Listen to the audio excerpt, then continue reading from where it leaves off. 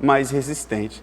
E esse coração resistente não quer dizer que a gente fique com um coração de pedra, com um coração duro, com um coração frio. Não, querido. É com um coração com sabedoria, entendendo que Deus está trabalhando na tua vida e esse trabalhar de Deus está te levando para um nível maior de intimidade com Ele. Você vai ser um cristão resistente e resiliente. E outra coisa também, querido, que esse tempo de dificuldade gera em nós é dependência de Deus. Querido, nós estamos passando por aflições. Nós não podemos sair de casa, nós não podemos, nós estamos limitados, não podemos fazer isso, não podemos fazer aquilo. E o que é que isso gera em nós, querido? Gera uma reflexão. Um vírus pequeno, querido, muda todo um contexto mundial, muda toda a economia do mundo. As bolsas, elas estão caindo, as bolsas de valores. Só por causa de um vírus, querido, toda a cadeia de suprimento, ela vem a ruir, porque você vai no supermercado hoje comprar algum mantimento, daqui a um tempo não vai ter mais, porque toda a cadeia de suprimento, ela foi abalada. Então, o que é que isso gera em nós como cristãos? Isso gera dependência de Deus. Por isso que nós temos que nos levantar como igreja e clamar ao Senhor. Isso demonstra, querido, quanto limitados nós somos. Não tem país de primeiro, segundo, terceiro mundo, irmãos, que não esteja aflito. As pessoas estão dependentes. E dependentes, sabe o quê, querido? Da intervenção divina. Por isso que você foi chamado para ser igreja nesse momento difícil. Eu queria falar para você que Deus, Ele vai te usar nesses momentos. Deus vai te usar no meio dessa pandemia, Deus vai te usar no meio dessa aflição, Deus vai te usar nesse momento de necessidade. Mas tudo isso, querido, entenda, dependa do Senhor, dependa de uma palavra de Deus, seja coerente, tenha um bom senso cristão. Mas eu queria falar para você que nesses momentos a nossa fé, ela vai sendo fortalecida. E nós vamos nos tornando crentes cada vez mais dependentes de uma palavra de Deus em nossas vidas. Olha o que está escrito lá em João, capítulo 16, o verso 33. Preste atenção. Palavra de Jesus. Eu disse essas coisas para que em mim vocês tenham paz. Nesse mundo vocês terão aflições, nesse mundo vocês vão passar momentos difíceis, nesse mundo vocês vão passar por desertos, nesse mundo vocês vão passar por dias tenebrosos, mas o que é que Jesus fala para nós? Tenha ânimo, tenham bom ânimo, porque eu venci o mundo. Se Ele venceu, querido, nós vencemos com Ele. Jesus é realista, olha, vocês vão passar por aflições, vocês vão passar por dificuldades, mas escutem, ouçam de mim, tenham um bom ânimo. Aquele que tem um bom ânimo, querido, é aquela pessoa que está em Cristo. A palavra do Senhor fala lá em Filipenses, olha, se alegrem sempre no Senhor. Então, nesses dias, querido, por mais que sejam dias difíceis, nós devemos nos alegrar no Senhor, nós devemos estar em Cristo. Aleluia! O tempo difícil também, querido, geram homens e mulheres maduros em Deus.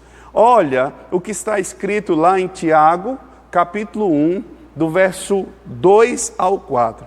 Meus irmãos, considerem motivo de grande alegria o fato de vocês passarem por diversas provações, pois vocês sabem que a prova da sua fé produz perseverança.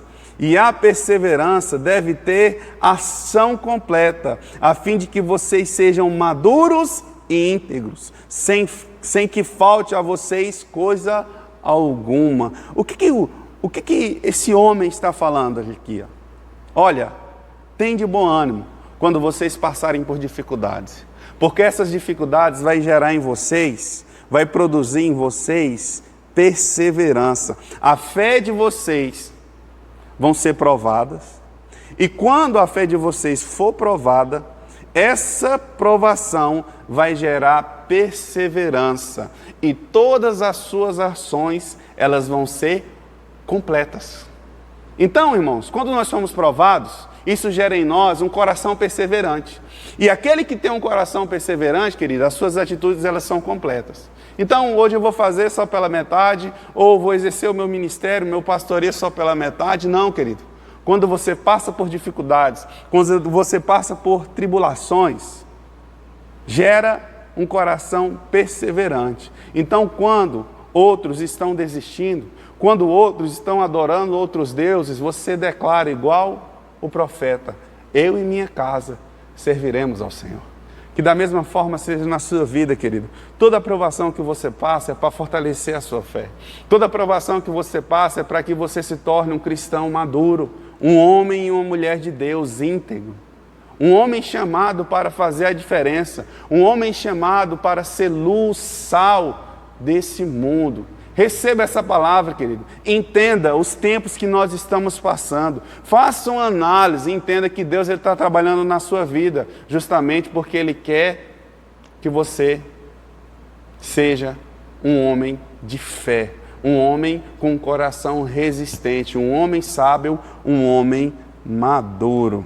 Amém? Glória a Deus. Então, querido, é possível sim ser igreja em momentos difíceis. E eu queria avançar nesse tema e queria mostrar como você vai permanecer, como você vai ser igreja nesses momentos de aflições. Para isso, querido, eu queria que você abrisse a sua Bíblia lá em 2 Timóteo, capítulo 3, o verso 1. Fala o seguinte, olha: saiba que nos últimos dias haverá momentos difíceis. Então o apóstolo Paulo, ele escreve para o seu discípulo amado, a qual ele considera filho, Timóteo. Ele fala o seguinte, ó, Timóteo estava à frente da igreja, ele fala o seguinte, ó, meu filho, entenda, saiba que nos últimos dias haverá tempos difíceis. Paulo, ele está sendo realista com o seu discípulo. E eu quero ser realista com você, querido. As coisas pode ser que piorem. Porque isso é uma realidade. Porque ele está falando, ó, nos últimos tempos as coisas vão se tornar difíceis. Que últimos tempos são esses, queridos? São os tempos que nós estamos vivendo hoje. A partir do momento que Jesus é assunto aos céus ali no Pentecoste, depois da sua ressurreição, ali começa os últimos dias. Ali começa os fins dos tempos. Ali começa, querido, tudo isso que a palavra do Senhor está falando. Sabe por quê? Porque os apóstolos viviam como se fosse o último dia da sua vida. Eles estavam esperando a volta de Jesus no próximo dia, ou então naquele dia que eles estiverem pregando. Paulo estava escrevendo as cartas, esperando a volta de Jesus. Todos viviam dessa forma. E da mesma forma, essa urgência ela tem que estar no nosso coração. Olha, Jesus está voltando. E será que Ele encontrará fé na terra? Será que Ele encontrará fé no meio do seu povo? Eu queria falar para você que vai, sim. Sabe por quê? Porque você e eu somos homens de fé. Somos mulheres de fé. E quando o Senhor voltar, Ele vai encontrar fé na sua vida. Se você crê, receba essa palavra. Amém? Irmãos, o panorama que nós estamos vivendo é um panorama devastador, a qual se a gente fizer uma análise, a gente vai olhar para onde é que nós estamos indo. Será que nós vamos vencer? Como é que as coisas vão suceder? Irmãos, nós estamos passando por dias tenebrosos. Irmãos, o que é que essa epidemia do Covid-19 diz para nós? Primeira coisa, querido, nós entendemos que, assim como está escrito na palavra, que o sol, ele nasce para todos. O sol, ele nasce para o justo e para o injusto. O sol, ele abençoa o justo e o injusto. E eu queria falar para você também, querido, que essa pandemia, ela está para aqueles que conhecem ao Senhor e para aqueles que não conhecem. Aqueles que são justos e aqueles que não são justos. Essa pandemia fala também de um sinal, querido. Lá em Mateus 24, fala sobre os fins dos tempos. Que haverão sinais, terremotos, epidemias, governo levantando contra o governo, guerras civis. Então, todas essas coisas são sinais demonstrando que Jesus, a volta de Jesus está próxima, está logo aí, querido. E eu creio nessa palavra, e eu creio que não tarda, que o novo vem resgatar a sua igreja. E outra coisa que entendemos também, querido, é que é uma estratégia para acabar com a igreja. Nós deveríamos estar reunidos aqui, nesse prédio aqui, mas nós estamos em nossas casas.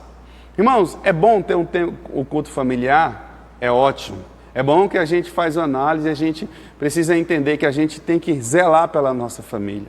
Mas é um propósito lançado de Deus sobre nós, que nós devemos congregar, que nós devemos estar juntos, nós devemos estar em comunidade. Porque quando nós estamos em comunidade, querido, a nossa fé ela vai sendo trabalhada, a nossa vida cristã ela vai sendo trabalhada, o nosso coração duro ele vai sendo trabalhado. Sabe por quê, querido? Porque se nós não vivermos uma vida em comunidade, nós vamos nos tornando egoístas, cheios de nós mesmos, individualistas. E a palavra do Senhor fala que Deus ele rejeita o soberbo, mas Deus ele se agrada do humilde. Nós estamos aqui reunidos como igreja, querido, para que essa humildade, esse caráter de Cristo, ele seja gerado no nosso coração. E isso agrada o coração de Deus. É uma estratégia para acabar com a igreja, mas eu queria falar para você que depois de todo momento difícil vem um tempo de bonança. Essa circunstância, ela vem para acabar com a igreja, mas vai acabar, preste atenção aqui, ó, vai acabar, é fortalecendo a igreja.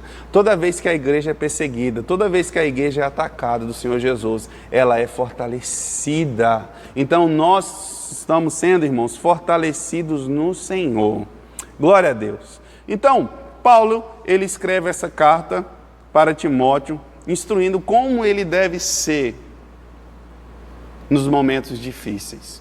E eu queria decorrer aí em 2 Timóteo 3, nós acabamos de ler o verso 1, e eu queria ler o verso 10, 11 e 12, para você entender. Paulo, ele dá o processo, Paulo, ele dá o caminho pelo qual ele é a igreja em momentos de dificuldades. Olha o que está escrito lá no verso 10. Mas você sabe muito bem o que eu ensino, como vivi e qual é o propósito de vida. O meu propósito de vida. Conhece a minha fé, a minha paciência, meu amor e minha perseverança. O verso 11. Sabe quanta perseguição e quanto sofrimento suportei. E o que aconteceu comigo em Antioquia, Icônio e Listre. O Senhor, porém, me livrou de tudo isso. O verso 12, preste atenção.